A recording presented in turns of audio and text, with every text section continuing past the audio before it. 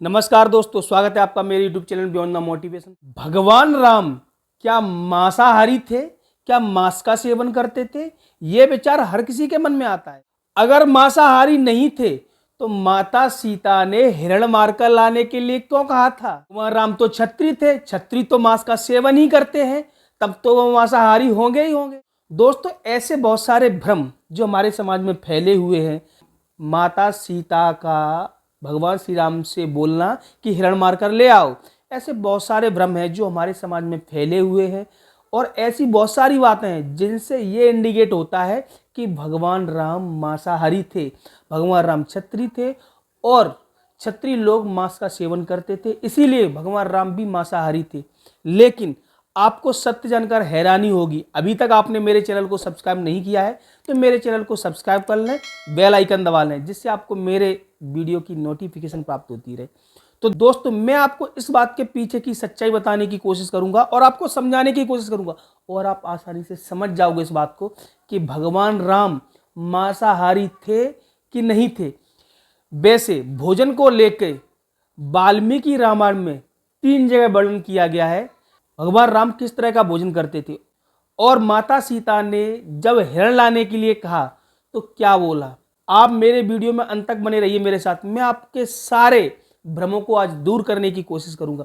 पहली बात तो ये, माता सीता ने हिरण मारकर लाने के लिए नहीं कहा गया था, क्योंकि ना तो भगवान राम मांस का सेवन करते थे और माता सीता भी उस हिरण को मारकर करती क्या। अब आप बहुत से लोग बोलोगे सोने की छाल थी, सोने की खाल थी, उसको मार करके उसके आभूषण बनाती या फिर अपनी कुटिया में टांगती। आपने बहुत सारी बार देखा होगा, बहुत सारा पढ़ा होगा ग्रंथों के बारे में, या आजकल भी संतों के बारे में देखते होगे। क्योंकि भगवान राम जब 14 वर्ष के वनवास पे गए तो वनवासी जीवन का, क्योंकि उनको वचन ही दिया गया था कि वनवास में रह के वनवासी का जीवन व्यतीत करना है, तो वनवासी और संतों का जीवन वो जब व्यतीत कर रहे थे तो कुटिया में किसी पशु की छाल खाल टांगना, ये तो कहीं भी आपको समझ में नहीं आएगा।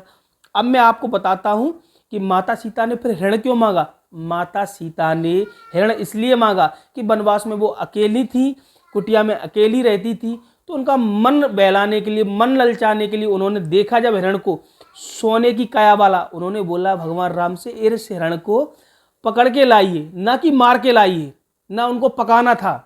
दूसरा भ्रम यहां पैदा होता है तो भगवान राम ने फिर उसको मारा क्यों। दोस्तों, जब भगवान राम उसका पीछा करते हुए उसके पीछे पीछे गए पकड़ने के लिए, तो वो हिरण कभी सुअर बन जाए, कभी बड़ा हो जाए, आज तो यहाँ से वहां भग जाए, छिप जाए, नजदीक दिखे, दूर दिखे। तब भगवान राम ने, वैसे तो वो अंतर्यामी थे, वो जानते थे, प्रथम दृष्टि में उन्होंने पहचान लिया था कि वो राक्षस है, लेकिन जब तक वो अपनी कलाएं नहीं दिखा रहा था राक्षस वाली, तब तक उन्होंने सब्र किया। जब उसने राक्षसों वाली कलाएं दिखाई, कहीं नजदीक दिखे, कहीं दूर दिखे, कहीं दूसरे भेषों में दिखे, तो भगवान राम ने तब उसको राक्षस समझ के तीर मारा। राक्षस का वध किया है, ना कि हिरण का वध किया है। दूसरी बात, अब भगवान राम भोजन क्या करते थे। एक वर्णन आता है कि जब वो 14 वर्ष के वनवास पे जा रहे थे तो एक श्लोक है, उसमें बताते हैं कि मैं 14 वर्षों तक न तो मांस बंदरा का सेवन करूंगा, न ऐसा कोई व्यवहार करूंगा, संतों का जीवन जीऊंगा।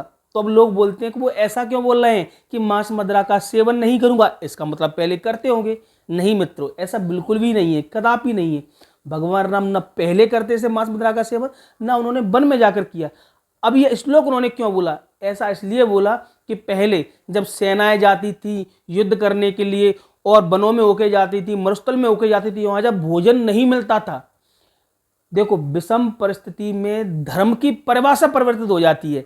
तो जब विषम परिस्थिति होती थी ना, तब लोग, जब भोजन नहीं मिलता था, बहुत सारे अब योद्धा युद्ध करते थे, तब उस समय भोजन नहीं मिलता था, उस कंडीशन में वो कंदमूल फल तो खाते ही खाते थे। जब उसकी भी व्यवस्था नहीं होती थी तो जैसे भी करके यदा कदा उनको जीवन यापन के लिए मांस का सेवन करना पड़ता था। लेकिन भगवान राम इस श्लोक में कह रहे हैं कि मैं किसी भी परिस्थिति में 14 वर्षों तक मांस का, मदिरा का सेवन नहीं करूंगा, सात्विक संतों वाला जीवन जीऊंगा।